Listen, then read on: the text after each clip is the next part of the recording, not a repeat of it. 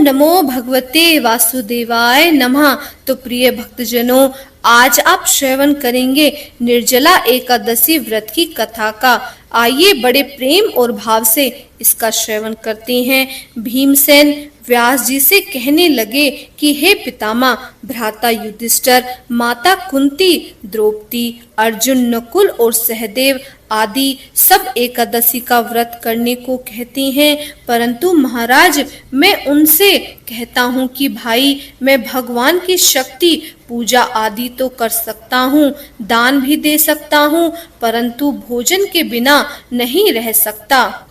इस पर व्यास जी कहने लगे कि हे भीमसेन, यदि तुम नरक को बुरा और स्वर्ग को अच्छा समझते हो तो प्रति मास की दोनों एकादशियों को अन्न मत खाया करो। भीमसेन कहने लगे कि हे पितामह, मैं तो पहले ही कह चुका हूँ कि मैं भूख सहन नहीं कर सकता। यदि वर्ष भर में कोई एक ही व्रत हो तो वह मैं रख सकता हूँ, क्योंकि मेरे पेट के वर्क नाम वाली अग्नि है, सो मैं भोजन किए बिना नहीं रह सकता। इसीलिए पूरा उपवास तो क्या एक समय भी बिना भोजन किए रहना कठिन है। अतः आप मुझे कोई ऐसा व्रत बताइए जो वर्ष में केवल एक बार ही करना पड़े और मुझे स्वर्ग की प्राप्ति हो जाए। श्री व्यास जी कहने लगे कि हे पुत्र, बड़े बड़े ऋषियों ने बहुत शास्त्र आदि बनाए हैं, जिनसे बिना धन के थोड़े परिश्रम से ही स्वर्ग की प्राप्ति हो सकती है। इसी प्रकार शास्त्रों में दोनों पक्षों की एकादशी का व्रत मुक्ति के लिए रखा गया है। व्यास जी के वचन सुनकर भीमसेन नरक में जाने के नाम से भयभीत हो गए और कांपते हुए कहने लगे कि अब क्या करूं? मास में 2 व्रत मैं कर नहीं सकता। हाँ, वर्ष में एक व्रत करने का प्रयत्न अवश्य कर सकता हूँ। अतः वर्ष में एक दिन व्रत करने से यदि मेरी मुक्ति हो जाए तो ऐसा कोई व्रत बताइए। यह सुनकर व्यास जी कहने लगे कि वृषभ और मिथुन की संक्रांति के बीच ज्येष्ठ मास के शुक्ल पक्ष की जो एकादशी आती है उसका नाम निर्जला है। तुम उस एकादशी का व्रत करो। इस एकादशी के व्रत में स्नान और आचमन के सिवा जल वर्जित है। आचमन में 6 मासे से अधिक जल नहीं होना चाहिए, अन्यथा वह माघपान के सदृश हो जाता है। इस दिन भोजन नहीं करना चाहिए, क्योंकि भोजन करने से व्रत नष्ट हो जाता है। यदि एकादशी को सूर्योदय से लेकर द्वादशी के सूर्य उदय तक जल ग्रहण न करें तो उसे सारी एकादशियों के व्रत का फल प्राप्त होता है।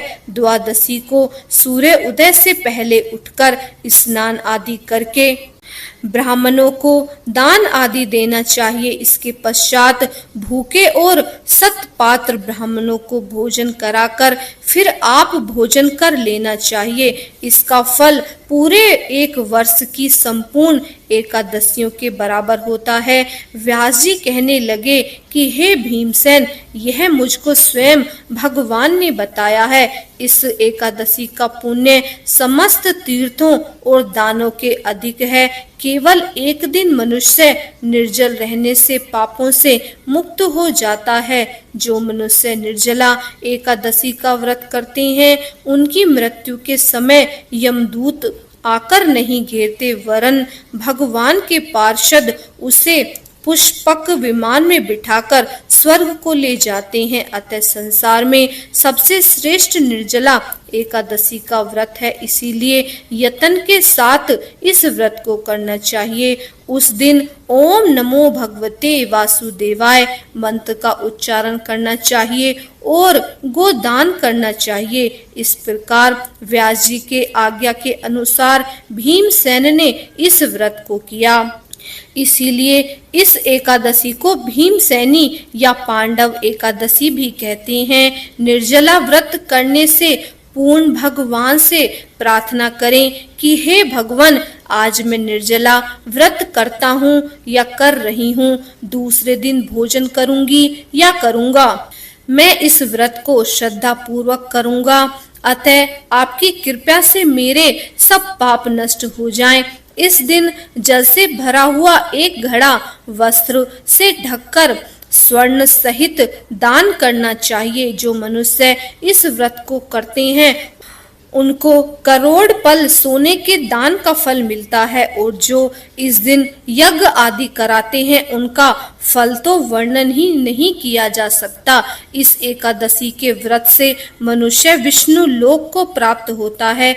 जो मनुष्य इस दिन अन्न खाते हैं वे चंडाल के समान हैं, वे अंत में नरक में जाते हैं। जिसने निर्जल एकादशी का व्रत किया है वह चाहे ब्रह्म हत्यारा हो, मागपान करता हो, चोरी करता हो या गुरु के साथ द्वेष किया हो, मगर इस व्रत के प्रभाव से स्वर्ग जाता है। हे कुंती पुत्र, जो पुरुष या स्त्री श्रद्धा पूर्वक इस व्रत को करते हैं उन्हें अग्रलिखित कर्म करने चाहिए। प्रथम भगवान का पूजन, फिर गोदान, ब्राह्मणों को मिष्ठान व दक्षिणा देनी चाहिए तथा जल से भरे कलश का दान अवश्य करना चाहिए। निर्जला के दिन अन्न, वस्त्र, उपाहन यानी कि जूते या चप्पल आदि का दान भी करना चाहिए। जो मनुष्य भक्ति पूर्वक इस कथा को पढ़ते या सुनते हैं उन्हें निश्चय ही स्वर्ग की प्राप्ति होती है। तो प्रिय भक्तजनों, बोलिए विष्णु भगवान की जय, लक्ष्मी माता की जय। हरे कृष्णा, राधे राधे।